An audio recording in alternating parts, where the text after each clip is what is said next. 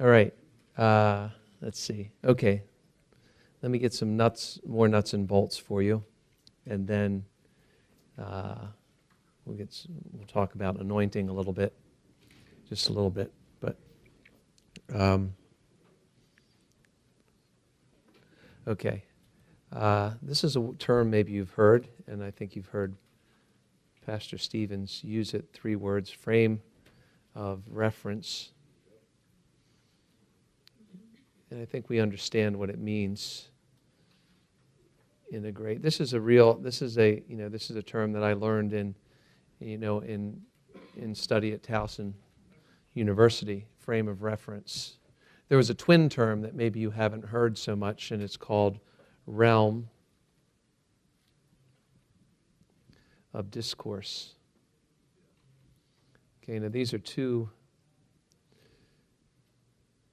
They work together. We understand a frame that may be like a picture frame, and it sort of borders and brings our attention to the masterpiece or the family portrait that's in the middle of it. We want that a frame of reference. And so I have a frame of reference. We have a certain theological, what would it be called? A certain theological mission or vision for ourselves as a ministry.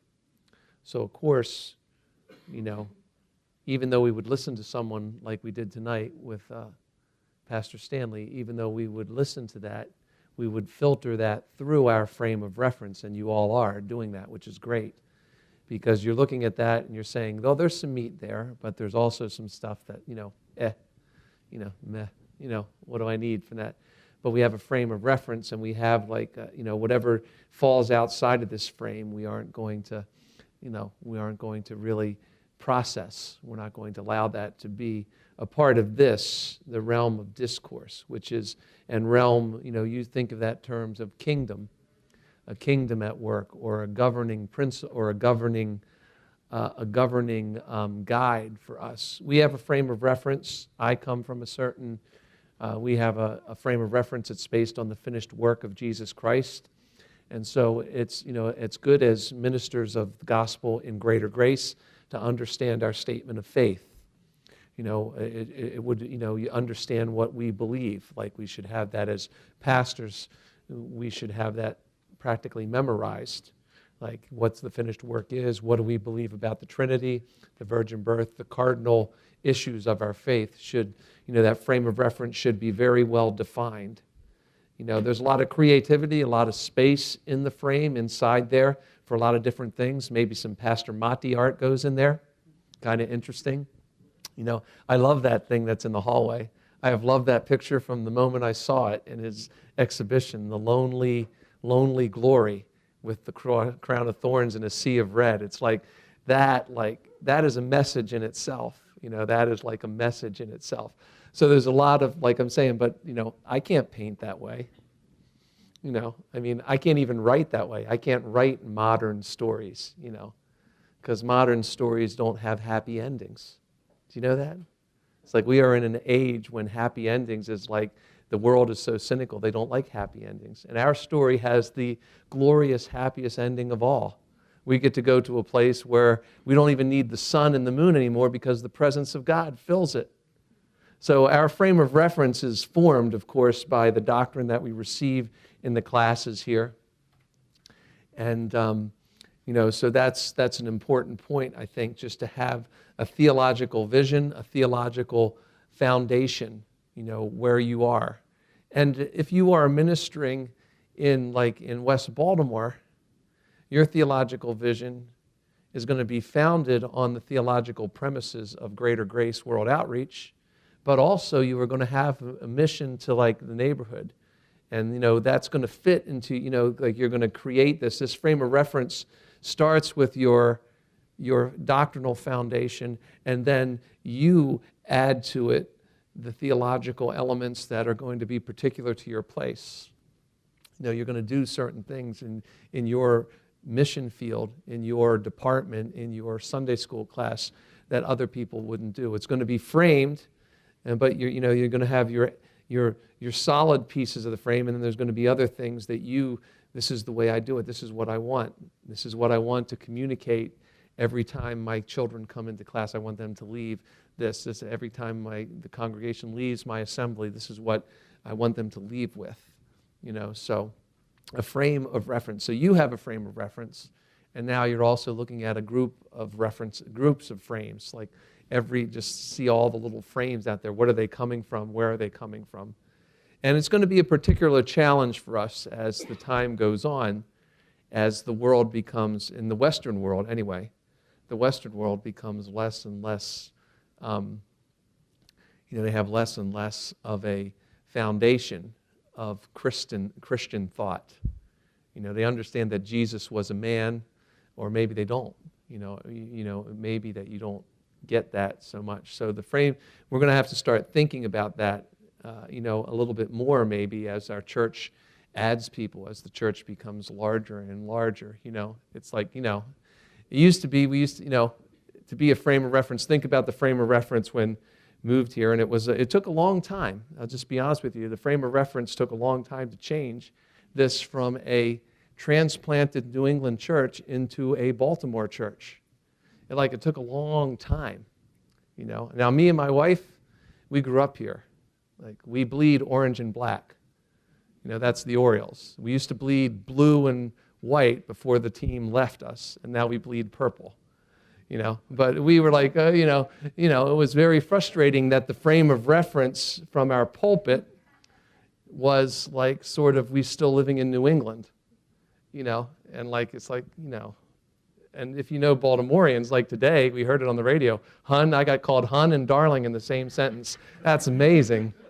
And I loved it. It was Atlanta, who's the operator, said, hey, you're in Baltimore, hun and darling. It's right. She doesn't even know who be Pastor Shall are, but we're hun and darling. That's what we are today. So we have a theological foundation. We have an understanding from the Bible. We know these principles and these points of life that we have been taught well, and we hold them. We read Pastor Stephen's booklets. We listen to the messages. We come to church often, and we understand certain foundations of our faith. We never throw those away, and we build all of our realm of discourse. Our kingdom of communication is built upon that frame of reference. So we would never tell somebody that, in our theological frame of reference, we would never tell somebody that they could lose their salvation. We would never say, oh man, are you sure you're saved? It's we would our communication to a person would be you did believe on Jesus Christ at a certain point in time, right? Yes, I did. You remember that point in time. You did have an experience of being born again. Yes, I was even baptized, all that. We would never follow that up with, well, you did bad, you lost it. That's not our premise. That's not our frame of reference. And that would never form our realm of discourse to someone.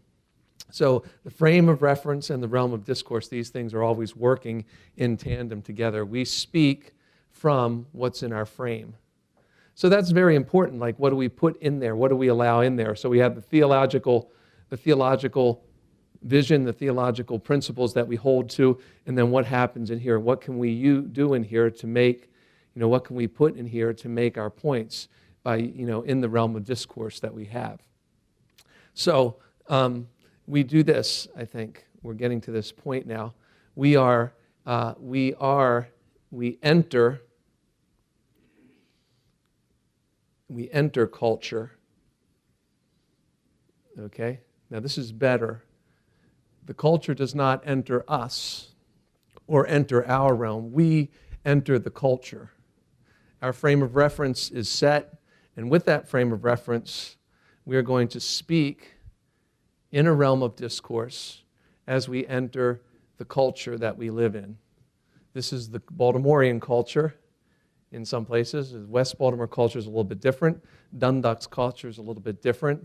Essex culture is way out there. Trying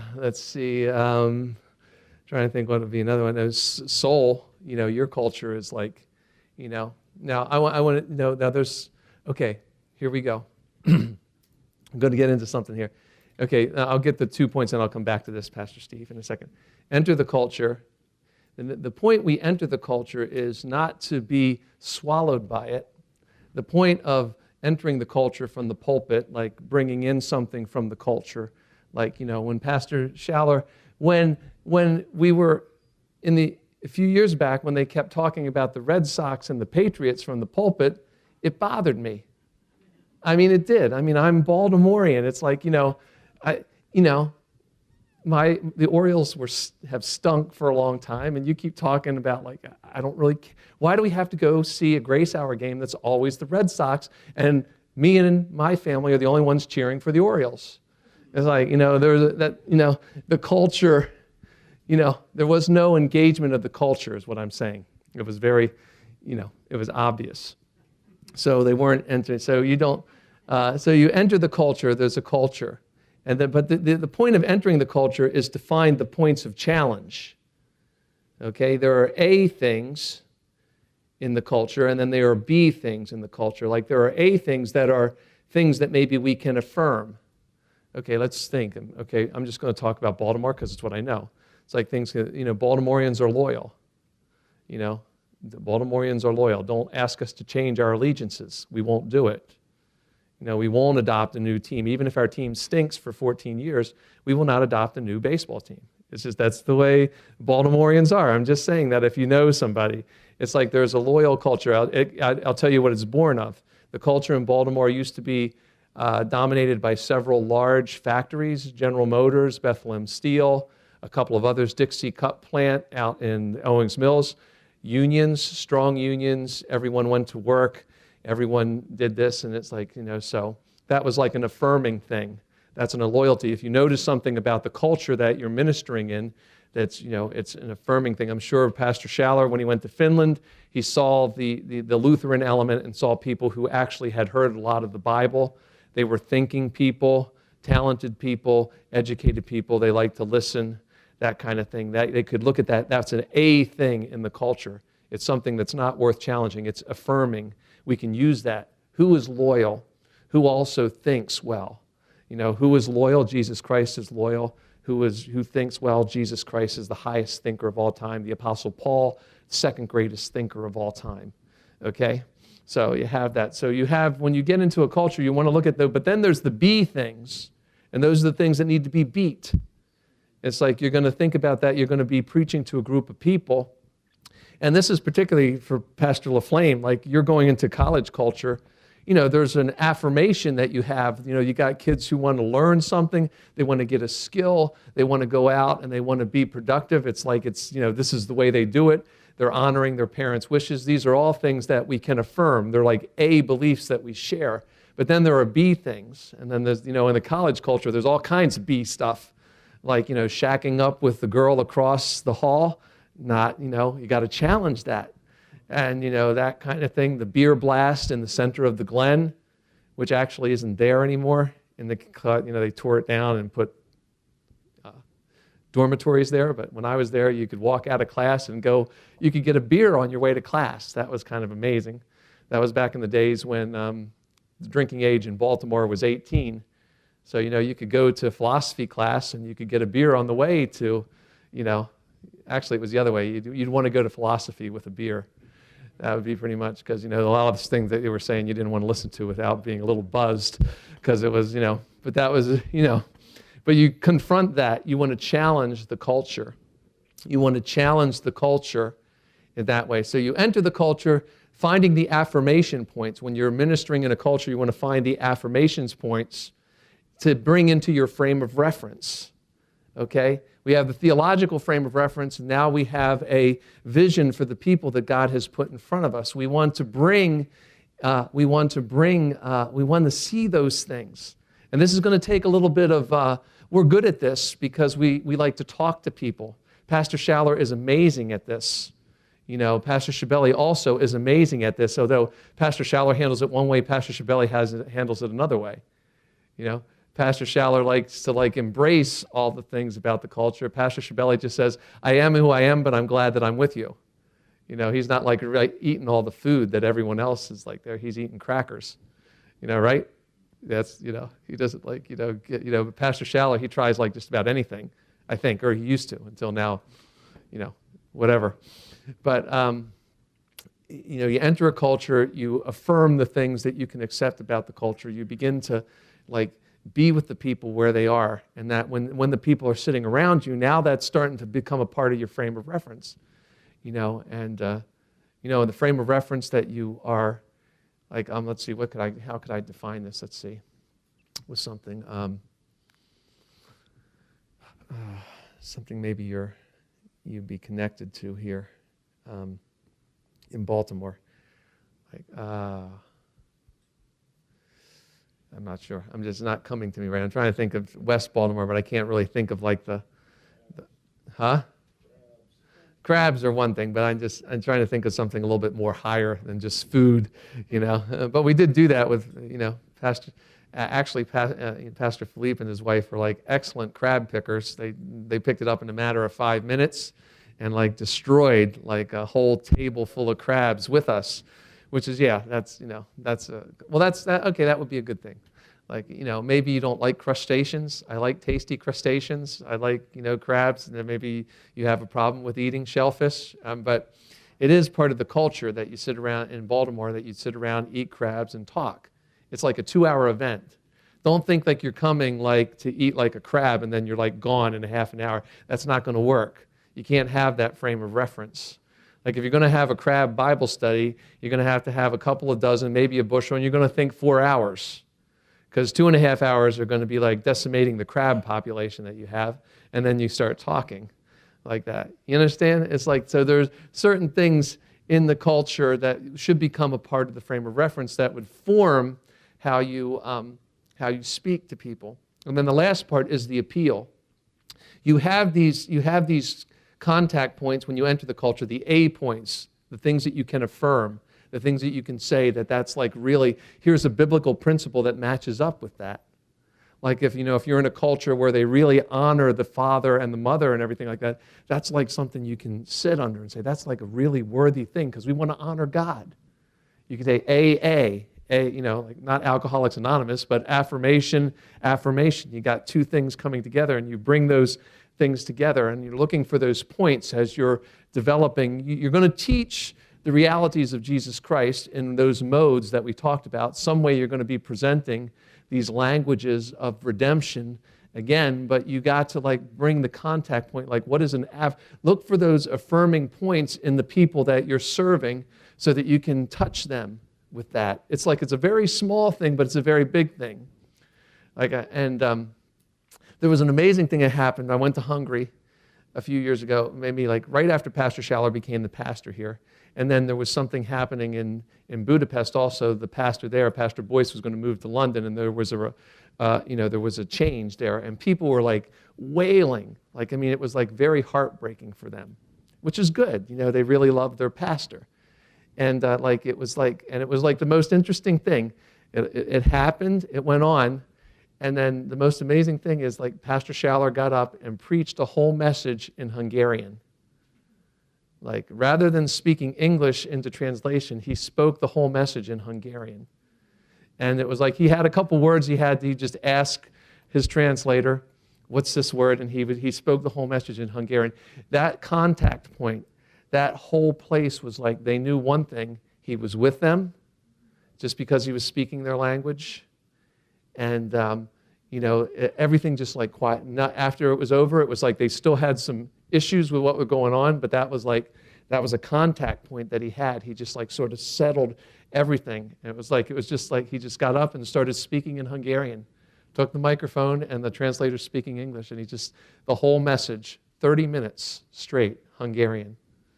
And, it's like, it's not his native language. I know that he learned it, but it was like he preached a very deep spiritual message about the purpose of God, the mission of God.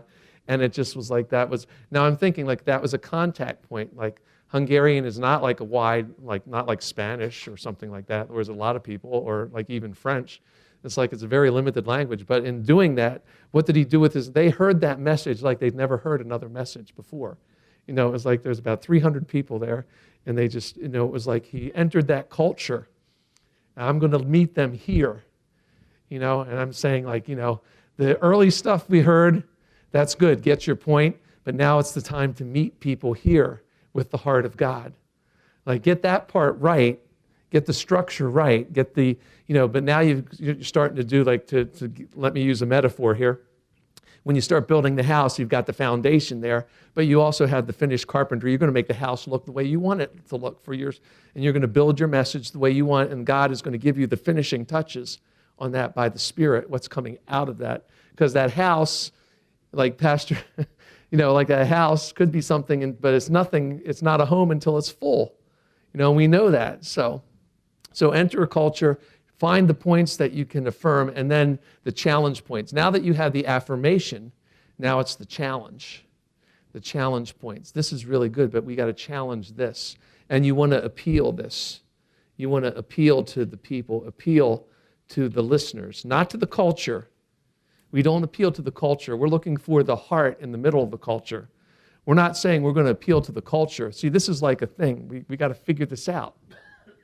Because it's like, we're thinking that there's certain directions that we can get where we can form the culture. The culture does not form by us. It's like we got to read the Bible the way it says. Jesus Christ said, men will hate you. It's like the whole world lies passively in the hands of the wicked one. It's like we don't appeal to the culture. We appeal to the heart and the listener in the culture. We look at the things in the culture and say, that matches up with something biblical. This is not biblical, and this is why. We appeal to the listener. Do you know that there is one, we bring Jesus into the picture and we say, do you understand that there is one who loves you far beyond all this? Do you understand what Proverbs says about the promiscuity and the fornication, what that can do to you? Do you understand that? Here, this is very honorable what you're living in there. That's very honorable that you're like this, but this part of it, do you understand the destruction? And number one, enter the culture. We think about, like, what are the hopes, what are the dreams, and what are the beliefs, what are the not beliefs, but maybe the traditions that we can see there, practices. Traditions, that's one part of it. That's entering the culture. The challenge of the culture is, like, we want to recognize, with challenging the culture, we want to recognize these things, the idolatry. That's a good word for us to think about. Like, there are certain idols. And, the thing is like, more than what he was saying, more than what Andy Stanley was saying about getting people to do something. We want people to think with God. Pastor Arto made that point. We want people to think with God, but also we want them to be released from the slavery that idolatry brings them into. Okay? So the things that we're challenging are the things that are set up as idols. In Wall Street, it is the mentality of profits at all cost. That's an idolatry there, and the people are enslaved to that. And there is a way to appeal to the listener to show from the Bible, because especially in the book of Proverbs, and because it is so sort of, just the simple sayings are probably captured in other kinds of sayings that are that their culture might have. You could say things from the Proverbs that will appeal to the listeners, and the idea of getting them, this is an age when when people seem to think that whatever I do to please myself and make myself feel good is a positive thing. That's the relativity that they live in. I'm looking for a self-fulfillment kind of thing. And it's a trap for them. It's a trap for these. And we have to figure out, how will I appeal to this? How will I challenge this and appeal to them to find a relationship with Christ that is more fulfilling to their person than they ever realized? Okay? So that should be like, okay, if I need one main point of a message, as Andy Stanley said, then I need this subpoint in every message. Is like, I need this subpoint. How can I, if there is an idol involved in this situation and it's keeping people in a stronghold from becoming more of a believer, if they're doing something that their thinking's making them acceptable to God and they're living on that basis, that I'm doing this to make myself acceptable to God. If they're living in that kind of frame of reference, they need to see that for the idolatry that it is. So I don't know, that's like a strange word for us. We're going to use that word in our in it with ourselves, but like you're not, maybe you don't go to somebody and say, hey, that job that you have with Morgan Stanley? Idolatry. I'm not so sure that that's going to be like the way you want to come from your pulpit at somebody like, hey, I really like your hard work ethic and all that kind of stuff, but you like, the kind of money you make, it's just despicable. It's idolatry. You got to see it for what it is. It's like, I don't, that kind of appeal is like, I'm not so sure that person's going to receive that. It's like, where can I fit that in? Like, where can I fit that in? Like, where can I find my way in there as a preacher, soul winner, Bible, just friend? Where can I find the way in to, I have this point that I want to make, and how do I get that point in there? So the recognizing the idolaters, who did this really well was the Apostle Paul in Acts 17. It's a great thing that happened there at Mars Hill. Paul, like the book of Acts is great to see Paul in different places. He's preaching to believers. He's preaching to like a simple, like it's in Lystra where he was stoned, right? Lystra, is that right? Yeah, okay. Lystra where he was stoned. That was like more of like a druid kind of pantheistic paganism. That's what he was addressing there. And he spoke to them. Someone got healed, which is really kind of interesting. With the pagans, the pantheistic pagans, the message was accompanied by a sign. Like Paul is preaching of Christ, someone gets healed, and then they're immediately thinking, oh, we've got to offer something like, let's all go down to Stonehenge with Paul and worship the sun, because obviously something's happening here. Paul preached to them, and that's a different kind. And then he preaches in Athens to a group of sophisticated pagans, atheists, reason is our God. And the people who are only given to hearing every new thing. That's where Paul came into. And he really, he speaks to their drives, their fears, their addictions, but he speaks like, he tilts the words up, It's like he's not talking about drives, fear and addiction, greed and dishonesty. He's like, because that's all there, but he's talking about, you are a people who really, like, instead of just saying, you're so stupid, every new thing down the pike, you're just like talking about it. No, Paul presents the gospel in a certain way. He's saying, I have an understanding of this city, that it's most religious. I'm looking there and there's that shrine, and I'm looking over there and there's that shrine, and there's that shrine, and your poet has said that we are all the offspring of God. Like Paul is like making this appeal to them based on, he's got them leaning into the punch. He's setting them up. And then he delivers, the punchline that, God made us of one breath and one blood, and that he has given his son and resurrected him from the dead. Now, at that point, we know that some people just like, the resurrection from the dead, they were trapped in this culture that the body is imprisoning the true soul, and we don't want to have our bodies again. When we die, we don't want our bodies anymore. But that's not the message of the Bible. The message of the Bible was that the body was created very good. And although it's been abused and is subject to decay, God is going to redeem it. But Paul preached this way, and we know that some asked to be delivered from their idolatry. So you see how Paul went through it. He turned that. It's like we want to look for ways like that. Maybe this is like, preaching in a different kind of culture. We want to look for ways to like look at the things in the culture and not address them like with like a, what is it, like a helmet-to-helmet collision, which is illegal in the NFL, by the way, by now. We don't want to give them a concussion. We don't want to make their head hurt. We want to make their heart open, right? So when we're speaking to these things, and we have to have the challenges like that, like we want them to apply the Bible to their lives. We want them to apply the Bible to their lives. And when we see the frames of reference that might be represented, we just want to think about that. I like to think of this, that there's someone in the church in the back row that needs to understand everything that's being said from the pulpit. How do we do that? How do we do that? How do we get to that person? How do we reach that person? What's the frame of reference there? And some of our words might not work, and some of our challenges to their practices may be better spent not with like a bazooka, but with something more aimed more delicately, maybe like a blow dart or something. Oh, they didn't even see it coming. It's like, it came like from here and hit them right in the neck, and they're. Anyway, but so enter the culture, challenge the culture, appeal to the listeners, and try and bring that. So, okay, let's see, where do we go from here? Okay, the gospel is always the deepest consolation for anyone. It's the answer, and that's why it's so powerful, and that's why it's so contended against. The gospel, we have it. All right, let's see, where do we go here?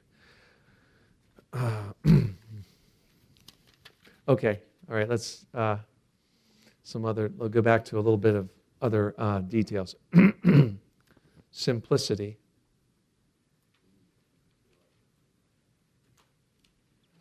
Simplicity.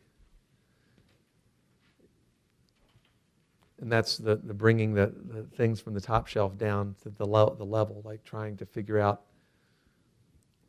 the capacity of the people who are with me in there. I may have something very powerful to say, but can I say it? Now, don't think of simplicity as easy. It's like, when something looks easy, we heard it tonight earlier, when something looks easy, when someone's doing something that looks very easy, they worked very hard to get that right. Simplicity is like there's uncomplication. There's an uncomplication. There's a lack of complexity is the birthplace of confusion. Okay? Complexity makes for confusion and computer viruses. Those who know the Windows system and then the Mac system, there's viruses for this one and there's not so many for this one, it seems. What's the difference? This one is very complex. This one is a little bit more simple. And all the tech people, when I used to have a Mac, said, "Oh, that's a toy." Why is it a toy? It's so simple to use. Okay, well, what's the problem with that over here? The complexity. So simplicity reduces things to like reduction, not reducing it too much. There's a thing called reductionism. You reduce things too much. You don't want to do that. That's only good if you're making like gravy or something like that. Isn't that what you do in cooking? You reduce something? Isn't that somebody who cooks here? Reducing? Is that what it's called? Okay. I don't really cook a lot, so I do cook some, but reduction. Bringing things down to a good level. Simplicity. Keep your, nouns and verbs. Speak in nouns and verbs. Speak in nouns and verbs whenever possible. Avoid the use of the unnecessary, to speak of unnecessary, the unnecessary adjective. I use an adjective to describe adjectives. Isn't that strange? Unnecessary adjective. It's so they cancel each other out. That kind of thing. If you think in simplicity, that exercise will help you to do that. I think it's always in my experience. I've always liked to figure out if I'm preparing a message. I write down really carefully, a couple of things, not just one thing, but a couple of things exactly the way I want to say it. I just write it down, write it out. I want to say it this way. This is exactly the way I want to say it, and that could help you. If you think of a couple, maybe not just one point, but there's like three things that you want to say, so that it's simple. It's got the power and the strength that you need it to have, and it comes across that much better. It's just, light when it's compressed becomes a laser. You know that, right? Light is wave and particle. When it's compressed to its narrowest point, it becomes a laser, and it can go through matter. So simplicity is the reduction of the complexity to a certain point where you can, where you're just, where you're really staying true to what you want to say. I don't know if I'm saying that right, but that's, you understand simplicity. Another thing is clutter. The enemy of simplicity is clutter. And you only you know this. Only you know that. Only you know how you can wander away from your subject. Pastor Schaller is he can go off topic because he has he has established the rapport with the audience. They know that. he takes off his coat, some guy comes out of the frame and takes it over there, and then he's like talking about something, and then he tells a joke, and generally 1 in 5 has been funny. It seems, I'm not sure where he gets them, but we laugh with him anyway, and that's, so only you know what is really clutter, and that's based on the kind of people that you are with. Like, only you know. Like simplicity, the enemy of simplicity is this clutter. Like you can throw some things, like you have a really great illustration, you have a really great point, and you're wandering away from it, but you haven't developed that sort of rapport with the people, the majority of your people, to do that. Like I have, like in the beginning of my class, I'll start my class next week. In the beginning of my class, I try to be very careful to stay to the whole, like I have like I don't deviate from it. But as the class goes on, then every now and then, I can like wander over and talk about when I met my wife, and that's like a big topic, or, and then I can wander off and talk about something in the culture, pop culture references. They used to keep score about that, like pop culture references. Then they figured out that some of them were from the 70s and some of them were from the 80s. And so they started figuring out which was from the 70s and from the 80s. They kept score. And that was the rapport that I developed with my class over the course of a semester. So, but at the beginning, it's simple, it's reduced, but there's no clutter. So only you know what is really going to be clutter. Only you know from your ministry to people what you can get away with.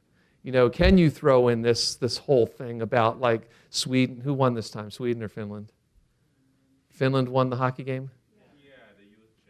Okay, so only you know when you can throw that in, like, yes, isn't it great that the Finns won? And you could talk about it. Wasn't that goal amazing? He flipped it over the back of his shoulder and it hit off the goalie's mask and fell behind his rear end and we win. It's like, only you know that. Only you know when you can go that way. So I would say, there's times for this, and it can really be good because you could, clutter is only clutter if it gets in the way of the simplicity of the message. But if you can add something in there and it like connects you with somebody in your audience, like there's a sports guy in your audience, or there's a cook in your audience, or there's a mechanic in your audience, and you just wander out of this and do that, then it's not clutter. But just be careful. Like when you're first with a group of people and you're just like getting to know them, you might want to just like stay simple and avoid any kind of deviation, any kind of detour off of what you're trying to do. So clutter is the thing that would gum up the works. But at the same time, a good diversion sometimes can get people to relax a little bit. And then what you have to say after that diversion becomes very important. So you just think about that, like, just how you're going through your message. The Holy Spirit will lead you. But I'm just saying, like, look around, be very, making eye contact is very important. And if people don't, if people, are like, aware and with you, or you think like, and if they're always checking their thing for the latest score, you guys are great because the game will be over by the time church starts Sunday nights. God bless you. Won't have to rearrange the service or anything for it. So anyway, for the New England fans, but another see that it'll just connect you, keeping you with me. You don't even know. I've been force feeding you all the way through the night, and you don't even know it. It's a gift. No, but simplicity, clutter. That's you're just thinking of your audience in unity, keeping those thoughts. Like even when I digress, not diverse. Even when I digress, I want to make sure I can tie that thing back in somehow, even if it's a lame joke. I'm sorry, I don't even know why I talked about it, but you want to like bring it back and unify it into the whole of your presentation. So the simplicity will drive it, but there's going to be pieces of this that are going to get in there, and don't sweat it. Sometimes it's good, but I'm just, like I said, like in my experience, like the first day of class, in my class, I'm going to be with these students 15 weeks. The first class, very direct, always there, but then, things will start filtering in and we'll start talking about other things and it'll happen. But we want the unity to stand there. Okay, and then clarity or accuracy is another thing. Yes? Could it be the other way around, that at first you're breaking the ice and relaxing people and then you get really serious once you have them? Well, it could be. I mean, I'm just, like with me, every year I get a new group of students, and a lot of them They're usually freshmen because I teach 100 level courses.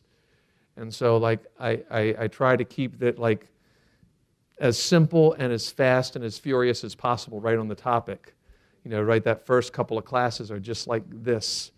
And then, then as I get to know them and where they're from, and I could see, and I could start, I start making mental notes of what makes them laugh, and I'll come back to that, if I start talking about something, if I start talking about my disco days in the 70s and they laugh, then I'm going to come back there every now and then because I want them. But you might be right. You could break the ice that way, yeah.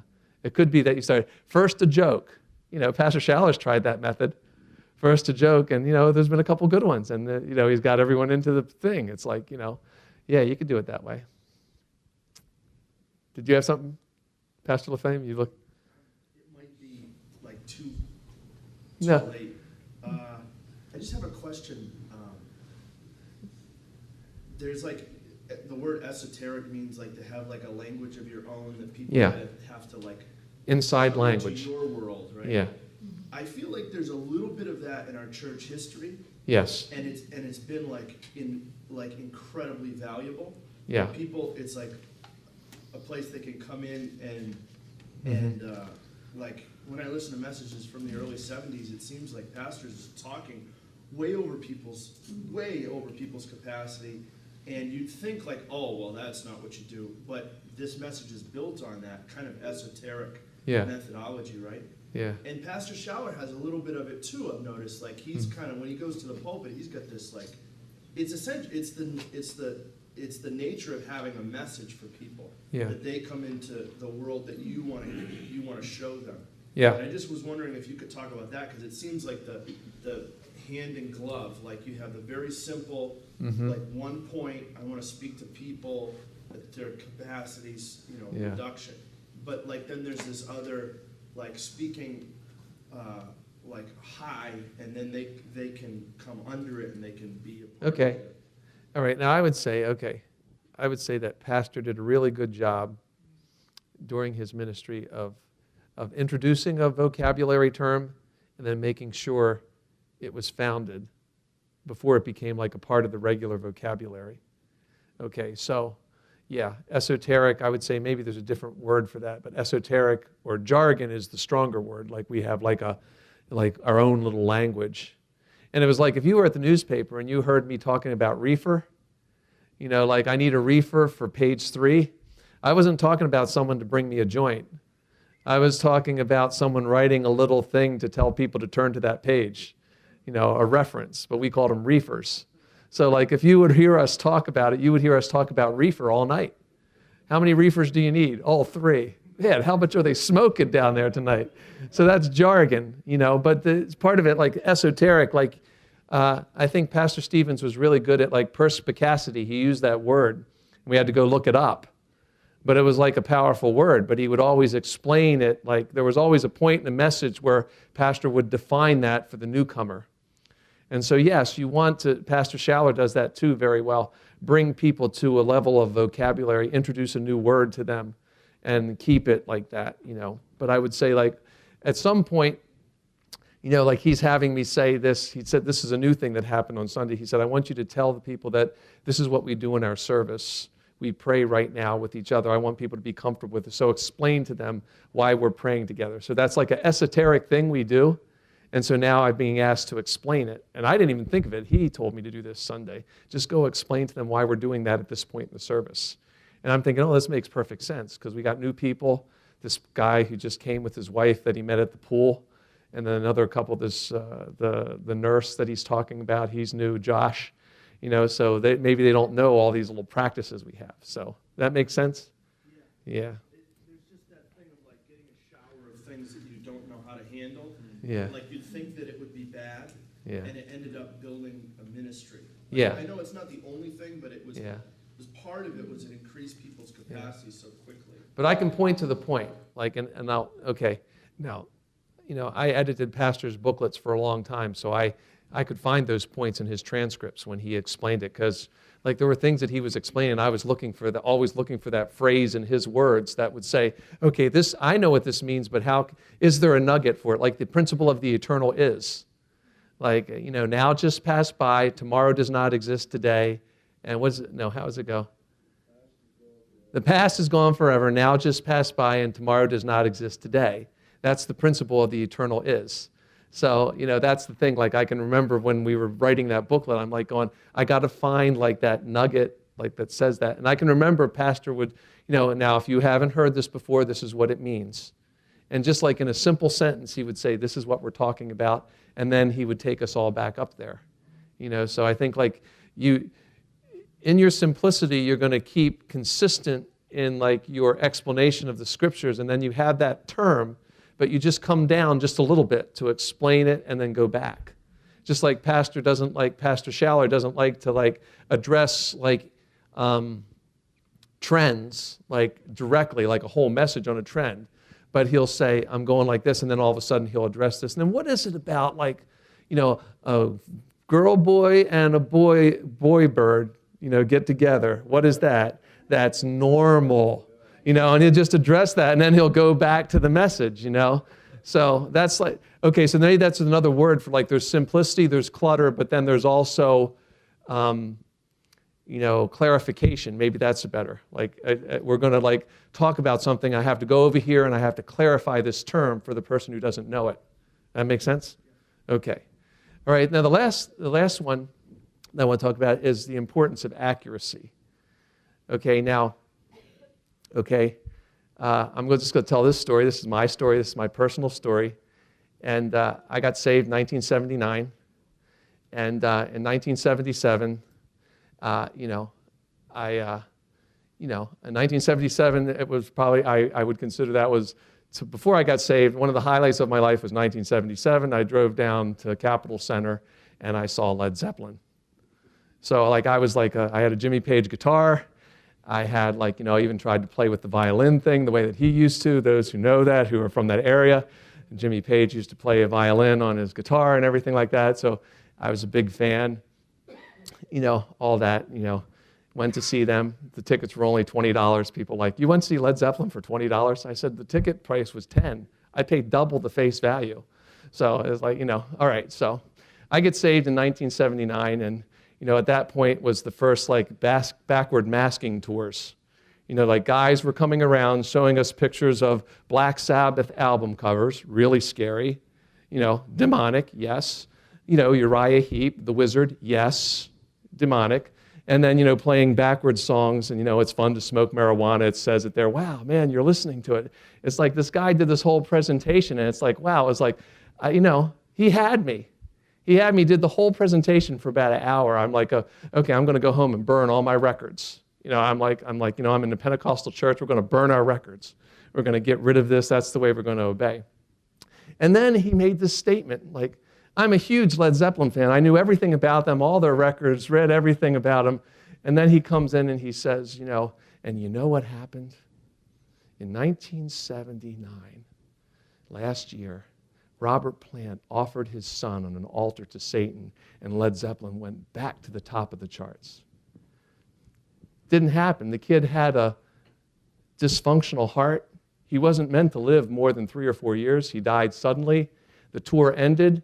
They never toured or recorded together again. They didn't go back up to the top. And I was like, that's a lie. That is a lie. I'm a believer for about 1.5 years, and like all my friends are saying, yeah, but Steve, it's still the devil. It's like Led Zeppelin's of the devil. I said, I know the Druid things. I said, I know all about that, but I said, he didn't have to lie. I said, why? How do I know the rest of that stuff? Why did he have to lie? It's like you don't know who's in your congregation. Like if you're giving like facts and figures and things about certain incidents and you don't have it right and you say something, you could wind up like me. It threw me out of, for about 6 weeks, I was like, I'm still reading my Bible. I believe in Jesus Christ. But this was like really like, that was the beginning of my search for a more Bible-oriented church. Like about, several, it was, but I was like really like, and all my friends were like saying, why are you making such a big deal about it? I said, because it's a lie. I said, this is supposed to be about the truth. You told me to come to Christ because it was true, And I just, I'm just saying this really happened to me. I was like really Like, it just like shook me up. Like, why would they, I'm a young Christian, I'm still like 19, and I still got my Jimmy Page guitar. I'm playing it in church. It's like, and I'm still sneaking listens to Stairway to Heaven, because I'm not quite, I'm just not, I haven't been delivered yet. I haven't had like that something, I haven't got the Bible into me like I did when I started coming to the church here. But I'm just saying, like, if you got something, if you got a story, if you got something that you're going to talk about, make sure you got it right if you're going to use it in your sermons. Because you just don't know who's listening there. And it could be like on some theological premise. Like, there's a lot of contention about this kind of soteriology, this kind of salvation message and this kind of salvation message. Make sure you know what they really said. If you believe this is what John Calvin said, then make sure you got it right from John Calvin, not what someone said about John Calvin. You just don't know who's in your audience. Just make sure you got it right. I'm not saying don't do it. I'm just saying be I can't even say this word, scrupulously accurate with what you have to say about that. So that's my own little personal story. It's just like, this guy had me. It's like, it's like I'm like sitting there going like, yeah, wow, I can't believe that. I can't believe that that's what's been coming into my brain in those backward songs. And then I questioned everything. It's like for 6 weeks I questioned everything, Thank God for Keith Green. Jeez. At least I could listen to some music. Keith Green and Phil Keaggy. Love broke through, like waking up from the longest dream, how real it seemed until your love broke through. I was like, oh man, thank God for that. It was like, wow. Because I just had to and I know that that's like a real small thing and that my life was really built on something really small, like I really love this rock and roll group. But, people build their lives on small things all the time. It's, some of my, some people are like in depression because the Ravens didn't make the playoffs. That's a really small thing, but they're in depression. And they can't, they can't talk about anything else. Like, I can't believe I'm watching this on TV and they're not there, So just be scrupulously accurate with something like that. And in particular, in a culture like you're not really familiar with, like, don't talk about a bridge that got blown up when it was that bridge. Because like that, if you're saying it was that bridge and it was really that bridge, then, you just got that point. You're like, it just lowers the level of, so. Okay, anything else? I think that's it. We got 15 minutes if you want to ask any questions. I don't know if that was a good point to end on, but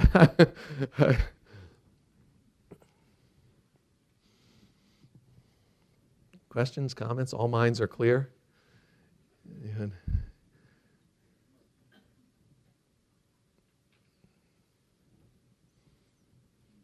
Okay, yes. Yeah. One thing that I noticed about Pastor Shallow a lot is that he says, I think this is true, or maybe, or like that's a little bit unusual, maybe, at least compared to the way we wrote in his messages, and I kind of like it. That he's not afraid to say that, like he says, for example, maybe God gave us this, or maybe this is from God versus God gave me this. I just wanted to get you're talking about accuracy, but well, yeah, that's a different kind of point. Maybe this is true. I don't know. I would be careful with that. But like I said, I think Pastor Schaller has, there's only I would, I don't know if I would take that chance, but if I didn't know something was absolutely, if I was doing a fact, that kind of thing, I don't know. Because he says Elisha and Elijah the same way, sometimes, and then the I before E, he corrected himself, that was that's another thing. He does that. He writes, I before, E before I a lot of times when he writes believer. So he gets away with it. So, a man with 40 years of experience, I guess that is something. I guess bigger than that, I guess I'm asking, he would say, I'm trying to think of a good example, but he uses he's a little more relaxed. He doesn't say, this is from God, or I heard this from God. Oh, yeah. Okay. Or I woke up in the middle of the night because God woke me up. He would say, maybe God woke me up. Yeah, okay, I understand what you're saying. Yeah. Well, we had that discussion on the radio today, too, like God speaking, like someone saying that God spoke to them directly. It's like, it's a big, yeah, it's an issue. I think that's a safety thing for him. He's saying, I think, I felt this in my heart. I think that's, I think the Holy Spirit was impressing me with this on my heart. When you say I think, it's like, it sort of takes the edge off when you're saying, the Holy Spirit told me that this was going to happen. And I think we want to believe that happens, but I don't know if you're using that kind of phrase to try and like gain like an entry point to someone, maybe that's not, if you say the Holy Spirit told me this morning I was to come to this pulpit and say this, I know Pastor Stevens, there's one, what was it, digging ditches in the classroom or something like that. He comes down and said, God just gave me this point as I was walking down the steps tonight. So I mean, he wasn't afraid to say it that way. He said, I had 5 points, but God gave me the 6th point as I was coming to the pulpit, just like this, that's right, Yes. I just had a little comment about this, what you said about how you approach the audience. You have this example of the classroom, the students that you don't know, and you want to set the tempo for them first, and then some relaxation. Mm-hmm. And then there was a comment about that you could do it the other way. I was just thinking about that. It is a little bit less about the audience, Mm-hmm. and it is less about me, but it is about our interaction. Yeah. Like what works for our relationship.